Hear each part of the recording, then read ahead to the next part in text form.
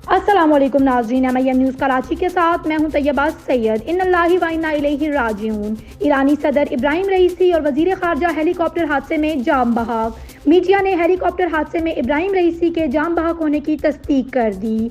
ईरानी media के मुताबिक helicopter हादसे में ईरान के सदर इब्राहिम रईसी और वज़ीर ख़ारजा भी जाम बहक हो गए हैं।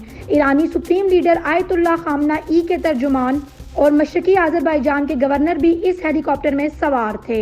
ईरानी खबर रसां इदारे तेहरान टाइम्स का बताना है कि हेलीकॉप्टर हादसा तबरेज़ से 100 किलोमीटर दूर पेश आया, जिसमें गवर्नर तबरेज़ भी जाम बहक हुए हैं।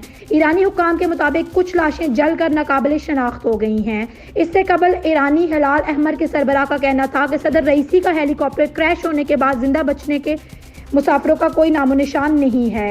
पासदारान इनकलाब ने भी हेलीकॉप्टर हादसे का मलबा मिलने की तस्दीक की। तुर्क मीडिया के मुताबिक तुर्क ड्रोन ने तपश मौजूद होने का मकाम ढूंढा, जिसके बाद तुर्क हुकाम ने तपश के मकाम से ईरानी हुकाम को आगाह किया।